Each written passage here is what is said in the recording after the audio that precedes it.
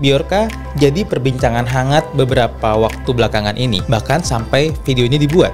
Sosoknya yang misterius dan tindakannya yang secara gamblang membuka data pribadi perorangan menarik perhatian masyarakat.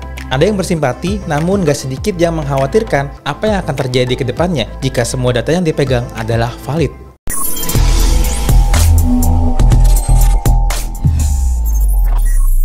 Nah, ngomongin Bjorka berarti nggak jauh-jauh dari hacker atau peretas yang menggunakan berbagai macam cara untuk mendapatkan apa yang mereka mau. Beberapa metode yang umum kerap kali digunakan untuk meretas sebuah situs, database, atau aktivitas apapun di internet yang sudah menjadi target mereka. Tujuan video ini sebenarnya adalah berbagi edukasi, khususnya untuk Anda yang belum paham ataupun sebagai reminder bagi Anda yang sudah paham sebelumnya, agar tidak lalai dan tetap waspada terhadap serangan para peretas yang mengancam aset digital Anda maupun perusahaan Anda. Berikut cara atau metode peretasan yang biasa dilakukan oleh para hacker. Yang pertama adalah social engineering. Ini adalah metode yang paling umum, bahkan nggak perlu menjadi sekelas Bjorka untuk melakukannya. Social engineering atau rekayasa sosial merupakan teknik manipulasi yang dibuat untuk memanfaatkan human error atau kesalahan manusia untuk mendapatkan akses ke informasi yang bersifat pribadi. Contohnya, dengan menggunakan identitas palsu dengan mengaku-ngaku sebagai suatu pihak tertentu seperti brand atau lembaga, dan menggunakan berbagai trik psikologis dengan bujukan atau kata-kata yang membuat targetnya tertarik. Hingga pada akhirnya, peretas bisa menipu Anda agar mengungkapkan informasi pribadi Anda, bahkan informasi keuangan Anda. Teknik mengelabui untuk mendapatkan informasi seperti ini dikenal juga sebagai phishing. Media yang biasa digunakan adalah email spam, chat spam, sampai situs website palsu yang dibuat semirip mungkin dengan situs asli brand atau lembaga yang diakui oleh si peretas. Yang kedua, brute force. Banyak cara untuk mendapatkan kata sandi. Metode dengan coba-coba disebut serangan brute force. Mekanismenya adalah peretas mencoba menebak setiap kombinasi password yang memungkinkan untuk mengakses aset digital tertentu dari si korban.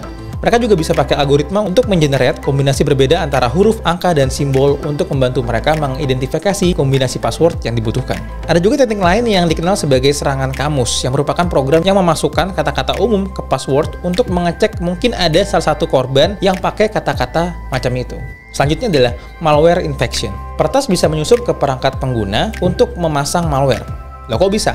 Malware mungkin nggak sengaja Anda dapatkan dari link yang nggak jelas, yang nggak sengaja Anda klik, atau mungkin dari situs web yang tidak terpercaya. Saat malware sudah terpasang di perangkat Anda, kemungkinan besar mereka akan menargetkan calon korban via email, chat, ataupun situs website Anda, lalu menjadikan informasinya bisa di-download atau menjadikannya jaringan peer-to-peer.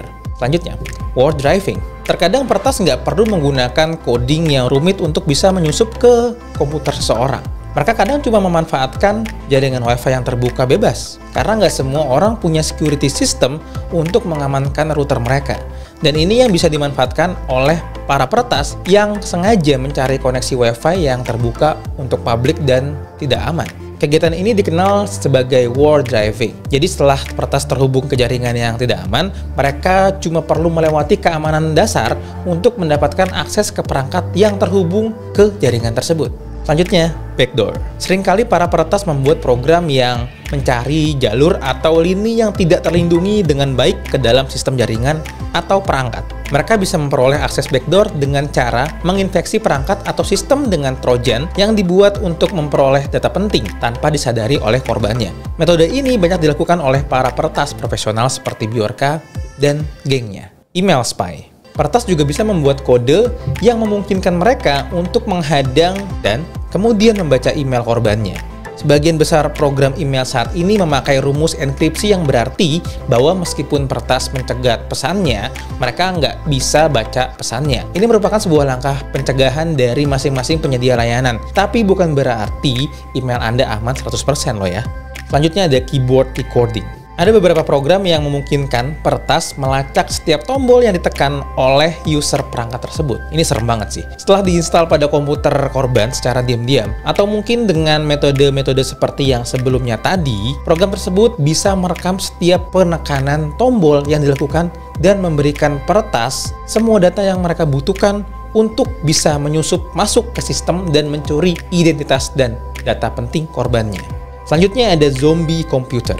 Bot adalah program atau bahkan komputer yang bisa digunakan peretas untuk mengirimkan spam atau melakukan serangan DDoS atau Distributed Denial of Service. Setelah korban input password atau kode tertentu tanpa disadari, koneksi terbuka antara komputer mereka dan sistem si peretas. Peretas kemudian bisa dengan diam-diam mengendalikan perangkat si korban dan menggunakannya untuk menyebarkan spam sampai melakukan kejahatan. Inilah kenapa mereka ini sulit dilacak. Itulah deretan metode yang biasanya dilakukan oleh para peretas, yang salah satunya atau mungkin semuanya dilakukan oleh Bjorka juga. Dengan segala macam cara yang bisa dilakukan oleh peretas untuk masuk ke aset digital Anda ataupun perusahaan Anda, bukan berarti nggak ada harapan buat Anda untuk mengamankannya.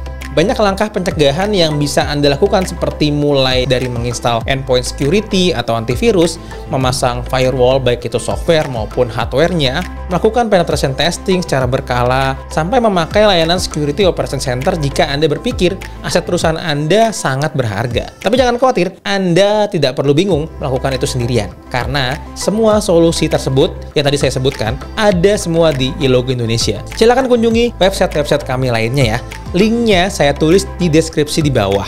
Saya pamit, sampai jumpa di video selanjutnya.